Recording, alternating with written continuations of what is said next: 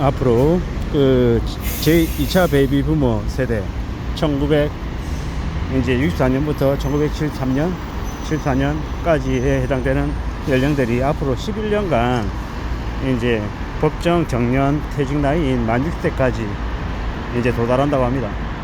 그렇게 되면 그 950만 명의 2차 베이비 부머 세대들이 은퇴를 하기 시작하면 이제 경제 성장률이 0.38% 떨어진다라는 그 한국은행의 연구조사가 있더라고요. 경제 성장률이 0.38%나 떨어진다.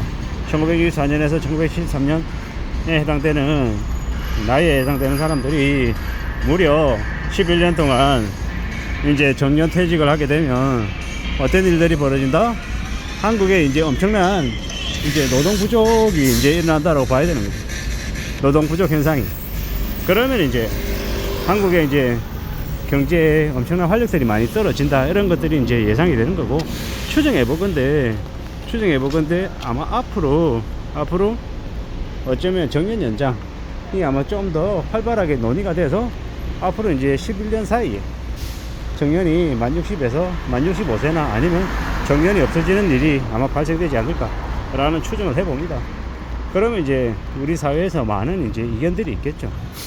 정년을 주된 직장에 있는 정규직들이 정년을 단순히 연장하게 되면은 그로 인한 그 기업들의 그 임금이 부담이 커진다. 청년들이 일자리를 뺏는다.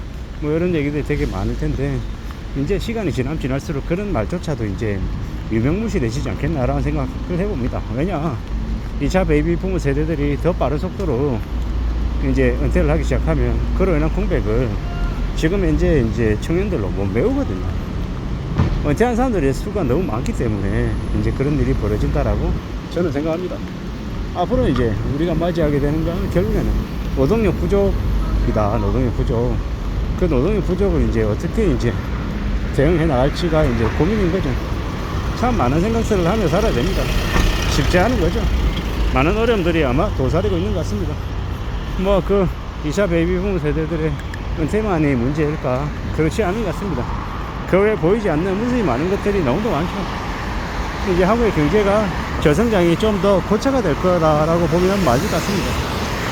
이런 이제 어려운 이 난국 속에서 점점 이제 재벌들, 족벌가들, 기득권들은 자기네들의 파이만 더 생각하고 서민들에게는 더 많은 희생과 더 많은 이제 강요를 하게 되는 것 같습니다. 이제 부가가치세가 10%인데 이걸 인상할 걸 만장만장거리죠. 이웃에 있는 이웃나라 일본처럼 부가가치세를 10%에서 12%로 올리는 것들을 아마 시행하지 않을까라는 의심을 해봅니다. 한국이라고 한 나라는 갑자기 새로운 창조적인 뭔가를 만들어내지 못할 것 같습니다. 거의 다 이웃나라 일본에서 다 뺏겨서 그대로 가져와서 답습하지 않을까라고 예상을 해보는데요.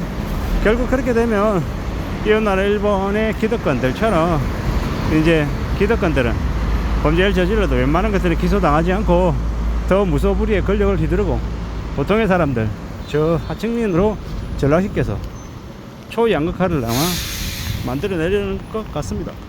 그렇게 되면 이제 이웃나라 일본처럼 한국도 보통의 사람들이 매우 아마 피폐해지는, 매우 삶의 질이 떨어지는 그런 모습을 만들 것 같습니다. 참 서글프고 참 황당하고 참 기분 나쁜 얘기죠. 이런저런 얘기들을 하면 지금의 정부를 이제 비판하지 않을 수 없는데, 윤석열 정부를 비판한다고 저보러 좌파라고 얘기하는 개 또라이 같은 미친놈들 때문에 가끔씩 힘이 빠질 때가 있습니다.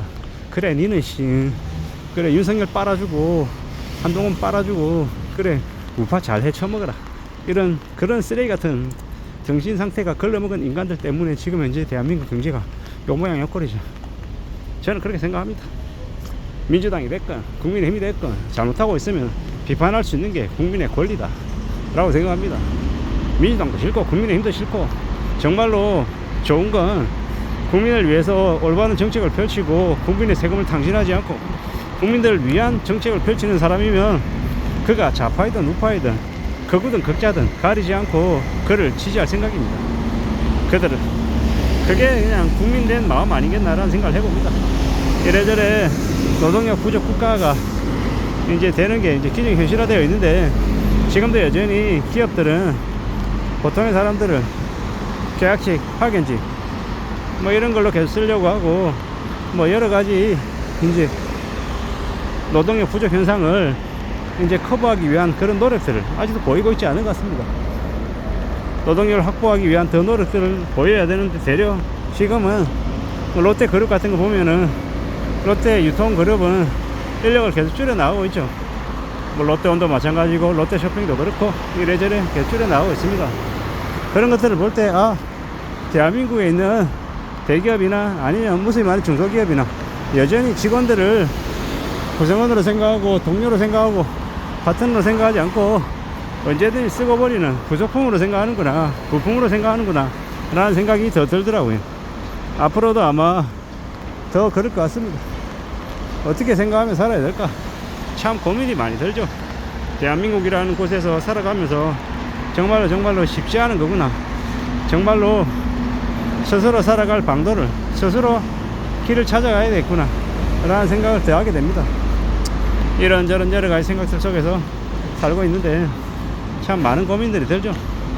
앞으로 얼마나 보통의 사람들의 삶이 힘들어질까, 어려워질까 라는 생각 말입니다. 그런 우려와 염려를 얘기하는데 또 누군가는 저에게 매우 부정적이다, 어두운 얘기만 한다, 답답하다, 뭐 이런 얘기들 많이 하는데 저처럼 이제 미래가 불안하고 앞으로의 삶이 어떻게 될지 염려스러울 때 그럴 때 걱정을 하는 겁니다. 뭐 걱정이 뭐 마냥 나쁘다 뭐 이런 것도 아닌 것 같습니다. 두려워하고 겁나고 불안할 때 뭘 한다? 미래를 위한 대비를 한다. 그런 의미에서는 보통의 사람들이 할 수 있는 지역의 평범한 것들을 하며 살아가야 될 것 같습니다. 보통의 사람들이 할 수 있는 평범한 게 뭡니까? 건면하고 성실하게 사는 것, 그리고 욕심부리지 않는 것, 그런 것들입니다. 삶을 어떻게 살아갈지 결정하고 지내냐에 따라서 삶이 좀 더 안전해질지 가져질지 아니면 아닐지 그냥 정해지는 것 같습니다. 천천히 마음을 굳게 먹고 착실하게 차근차근 움직이며 지내야 될 것 같습니다. 노동력 부족화가 이제 현실화되는 것 같은데 제2차 베이비붐 세대들이 은퇴하기 시작하면 그로 인한 엄청난 공백은 950만 명이라는데 어떻게 메꾸려나 라는 이제 생각도 드는 거죠.